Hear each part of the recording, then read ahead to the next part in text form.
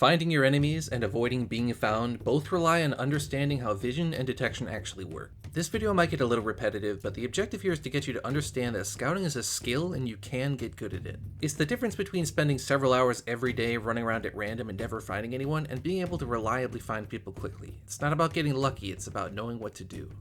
Let's start with the basics. Looking with your eyes. When your video settings are set to ultra, your view distance is about this far. It's less than a single grid space, so it's not as far as you might think at first. If you're running through an open valley, it would be easy to assume that you fully scouted it, but due to the render distance limitations, fully scouting a larger area might require a couple trips. It works, but unless you want every single scouting trip to take 4 years, you need to know how to narrow your search down and make the most of your time. For that, I've got 3 tools.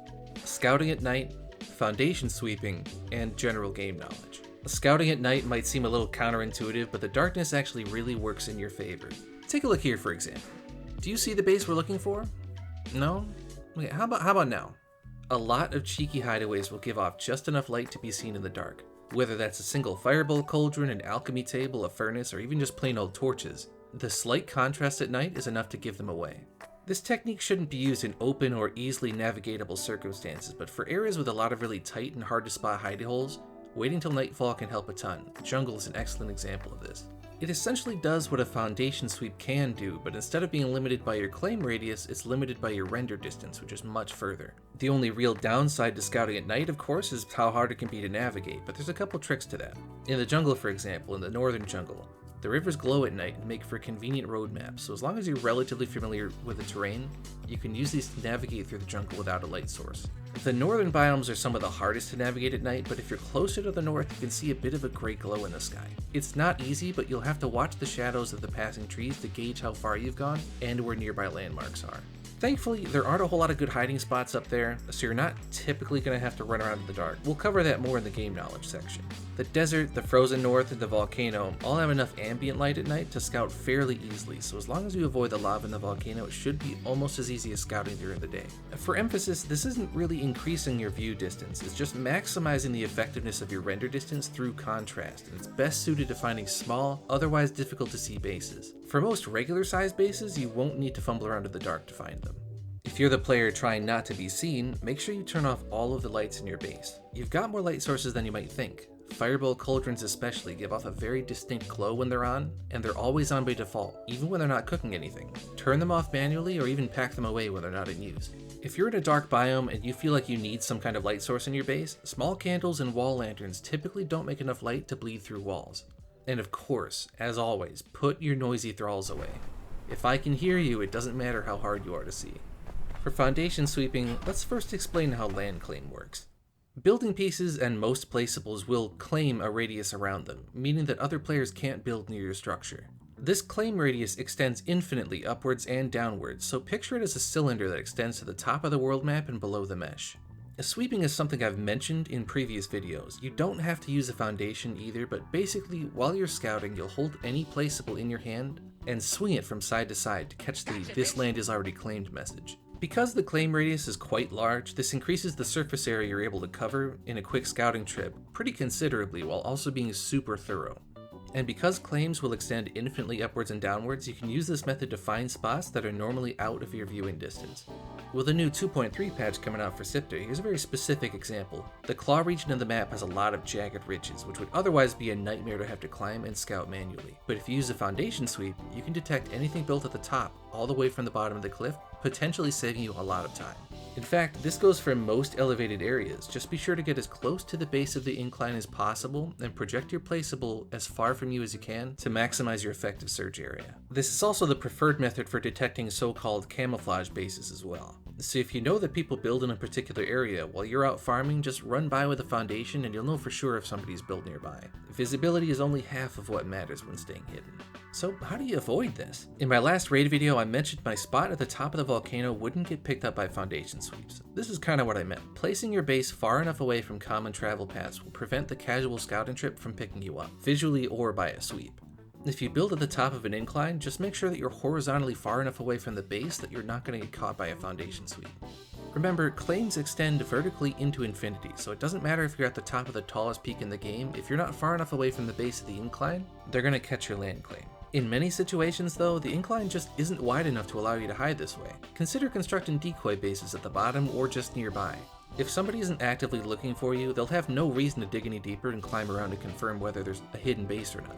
This of course obviously won't work for well-known locations like the anthill for example. People are going to know better, so game knowledge is what really ties this all together. And speaking of, we'll move to game knowledge. When scouting, knowledge of good base locations is the key to really saving yourself some time. There's really no trick to knowing all the meta spots, you kinda just have to know them. I might at some point just sit down and stitch together a 2-hour long video of every single viable building location in the game, but for now you just gotta do your homework.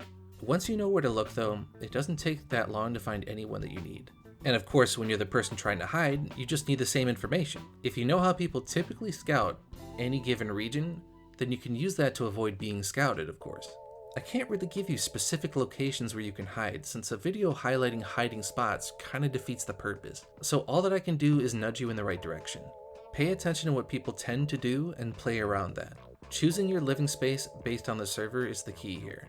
Far away from other clans, it's spots where they're not likely to travel. You have to play it by ear. And if you know where everybody lives first, you can pick a spot that protects you best. So pick a smart location rather than the spot you happen to like. I'm probably just going to have to make a separate solo small clan guide because it really is its own playstyle, but for now, go to YouTube, look up all of the most seen top 10 hidey hole videos and just stay far away from all those locations as well as high traffic areas. And when I say high traffic areas on the map, it's any location in between an obelisk and a point of interest.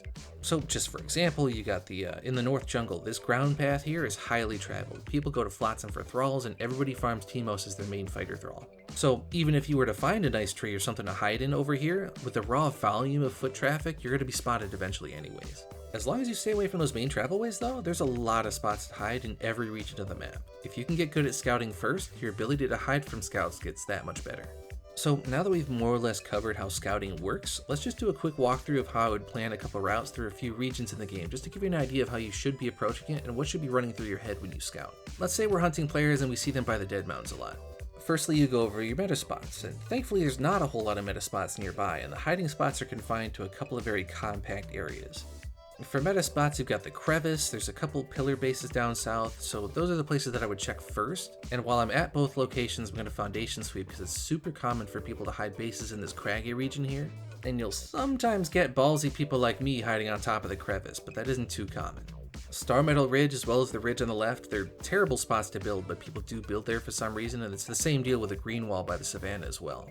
So if I was to just plan a basic route, I would start at the green wall down by the crags, move through the crags with a foundation sweep, go down to the pillar locations, then probably loop up to the crevice, do a quick run up Star Metal Ridge and just visually check for bases, because if they're up there, they're going to be larger. You know they're going to have land claim, they're going to be pillar bases. You don't have to be as thorough.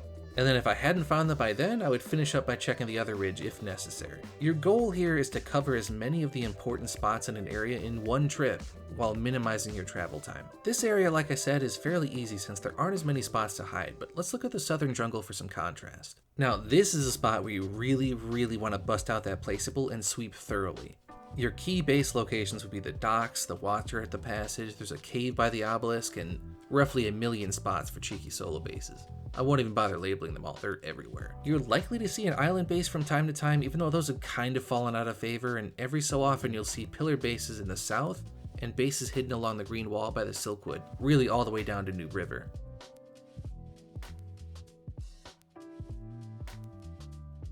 So if I had to scout it, I would recommend starting at the obelisk, going to the watcher, down to the docks, swimming close enough to the islands to get them to render in, sweeping the green wall by the Silkwood, and then wrapping back to the jungle if you're still looking for someone and you haven't found them yet. The buildings inside the city aren't super viable, but they can be very strong in the hands of a capable builder.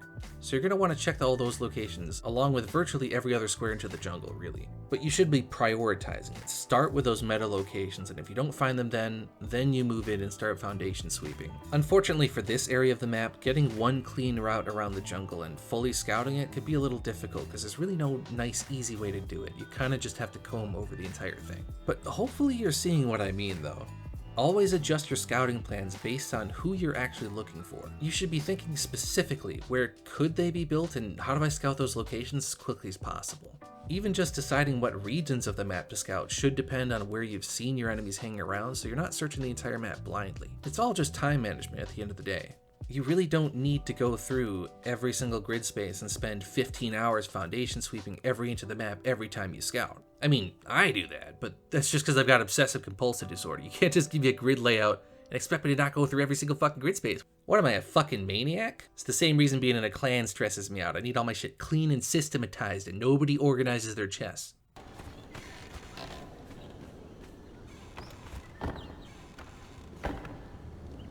Oh, here we go. How do you even get an inventory like this? We got 3 twine earrings, bone meal, 20 rocks, a stick, a hook. Why do people keep all this stuff? What is it even for? How do you get an inventory like this? You'd have to like farm.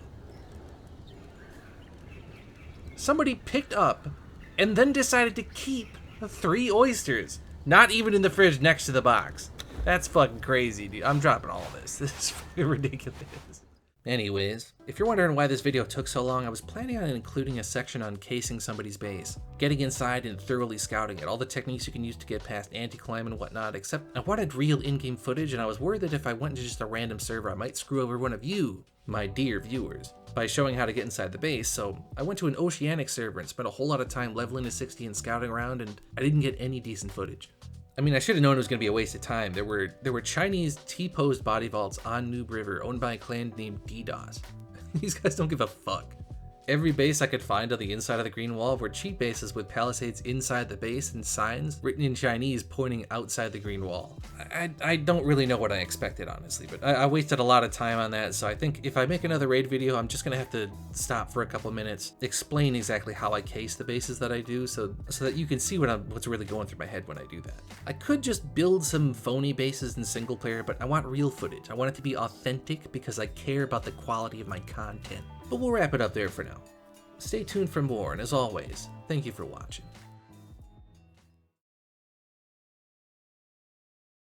A wizard is never late. He arrives precisely when he means to.